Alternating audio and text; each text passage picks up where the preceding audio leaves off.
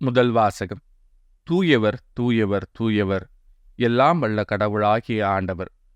திருத்தூதர் யோவான் எழுதிய திருவழிப்பாட்டிலிருந்து வாசகம். அதிகாரம் 4, இறை வசனங்கள் 1 முதல் 11 முடிய. சகோதரர் சகோதரிகளே, நான் ஒரு காட்சி கண்டேன். விண்ணகத்தில் ஒரு கதவு திறந்திருந்தது. நான் முதலில் கேட்ட அதே குரல் எக்காலம் போல முழங்கியது. இவ்விடத்திற்கு ஏறி வா, இனி நடக்க வேண்டியதை உனக்கு காட்டுவேன் என்றது.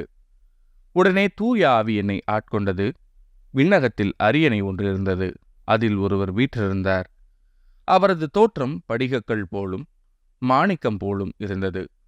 மரகதம் போன்ற வானவில் அந்த அரியணையை சூழ்ந்திருந்தது. அரியணையைச் சுற்றி 24 அரியணைகள் போடப்பட்டிருந்தன. அவற்றில் 24 மூப்பர்கள் வீற்றிருந்தார்கள். அவர்கள் வெண்ணாடை அணிந்திருந்தார்கள். தலையில் பொன்முடி சூட்டியிருந்தார்கள். அரியணையிலிருந்து மின்னலும் பேரிரைச்சலும் இடி முழக்கமும் கிளம்பின. அரியணை முன் 7 தீவட்டிகள் எரிந்து கொண்டிருந்தன. அவை கடவுளின் 7 ஆவிகளே.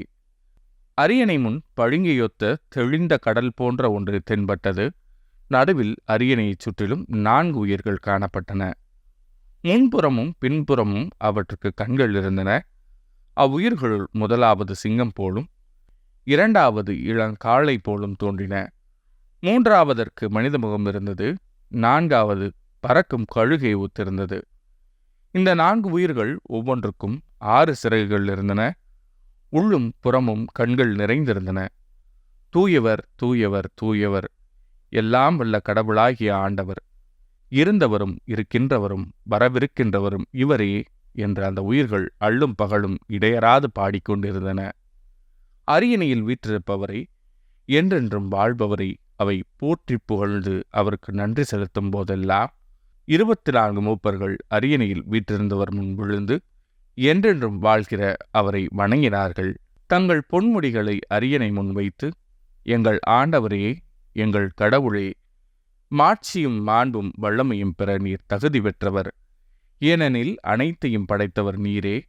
உமது திருவுள்ளப்படியே அவை உண்டாயின, படைக்கப்பட்டன என்று பாடினார்கள். இது ஆண்டவரின் அருள்வாக்கு. இறைவா, உமக்கு நன்றி. பதிலுரை பாடல். தூயவர், தூயவர், தூயவர், எல்லாம் வல்ல ஆண்டவர். தூயகத்தில் இறைவனை போற்றுங்கள். வலிமைமிகு விண்பிரிவில் அவரை போற்றுங்கள். அவர்தம் வல்ல செயல்களுக்காய் அவரை போற்றுங்கள். அவர்தம் எல்லையில்லா மாண்பினை குறித்து அவரை போற்றுங்கள். தூயவர், தூயவர், தூயவர், எல்லாம் வல்ல ஆண்டவர். எக்காலம் முழங்கியே அவரை போற்றுங்கள். வீணையுடன் யாழிசைத்து அவரை போற்றுங்கள்.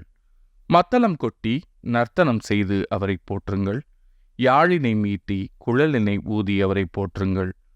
தூயவர், தூயவர், தூயவர், எல்லாம் வல்ல ஆண்டவர். சிலம்பிடும் சதங்கையுடன் அவரை போற்றுங்கள்.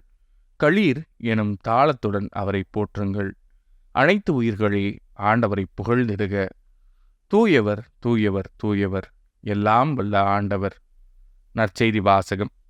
ஏன் என் பணத்தை வட்டிக்கடையில் கொடுத்து வைக்கவில்லை? லூக்கா எழுதிய தூய நற்செய்தியிலிருந்து வாசகம். அதிகாரம் 19, இறை வசனங்கள் 11 முதல் 28 முடிய. அக்காலத்தில் இயேசு எருசலேமை நெருங்கி வந்து கொண்டிருந்தார். அவர் சொன்னதை கேட்டுக்கொண்டிருந்தவர்கள் இறை ஆட்சி உடனடியாக தோன்றப் போகிறது என்று நினைத்தார்கள். அப்போது இயேசு மேலும் ஒரு உவமையைச் சொன்னார். உயர்குடிமகன் ஒருவர் ஆட்சியுரிமை பெற்று வர தொலை நாட்டிற்கு போக புறப்பட்டார். அப்போது அவர் தம் பணியாளர்கள் 10 பேரை அழைத்து 10 வினாக்களை அவர்களிடம் கொடுத்து அவர்களை நோக்கி, நான் வரும் வரை இவற்றை வைத்து வாணிகம் செய்யுங்கள் என்று சொன்னார். அவருடைய குடிமக்களோ அவரை வெறுத்தனர். எனவே இவர் அரசராக இருப்பது எங்களுக்கு விருப்பமில்லை என்று சொல்லி தூது அனுப்பினர். இருப்பினும் அவர் ஆட்சியுரிமையை பெற்று திரும்பி வந்தார். பின்னர் தம்மிடம் பணம் வாங்கியிருந்த பணியாளர்கள் ஒவ்வொருவரும் ஈட்டியது எவ்வளவு என்று அறிய அவர் அவர்களை கூப்பிட்டு அனுப்பினார். முதலாம் பணியாளர் வந்து, ஐயா, உமது வினாவை கொண்டு 10 வினாக்களை சேர்த்துள்ளேன் என்றார். அதற்கு அவர் அவரிடம், நன்று, நல்ல பணியாளரே, மிகச் சிறிய பொறுப்புகளில் நம்பிக்கை கூறியவராயிருந்தீர். எனவே 10 நகர்களுக்கு அதிகாரியாயிரும் என்றார். இரண்டாம் பணியாளர் வந்து, ஐயா, உமது வினாக்களை கொண்டு 5 வினாக்களை ஈட்டியுள்ளேன் என்றார்.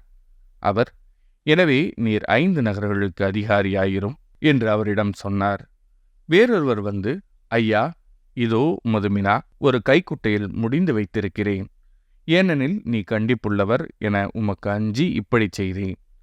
நீர் வைக்காததை எடுக்கிறவர், நீர் விதைக்காததை அறுக்கிறவர் என்றார்.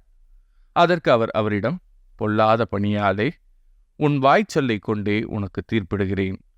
நான் கண்டிப்பானவன், வைக்காததை எடுக்கிறவன், விதைக்காததை அறுக்கிறவன் என உனக்கு தெரியுமல்லவா? அப்படியானால் ஏன் என் பணத்தை வட்டி கடையில் கொடுத்து வைக்கவில்லை?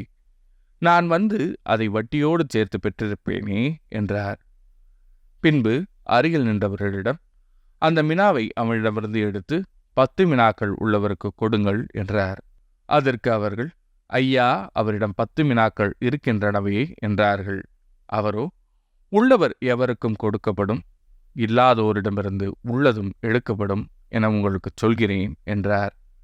மேலும் அவர், நான் அரசனாக இருப்பதை விரும்பாத என் பகைவர்களை இங்கு கொண்டு வந்து என் முன் படுகொலை செய்யுங்கள் என்று சொன்னார். இவற்றைச் சொன்ன பின்பு இயேசு அவர்களுக்கு முன்பாக எருசலேமுக்கு புறப்பட்டுச் சென்றார். இது ஆண்டவரின் அருள்வாக்கு. கிறிஸ்துவே உமக்கு புகழ்.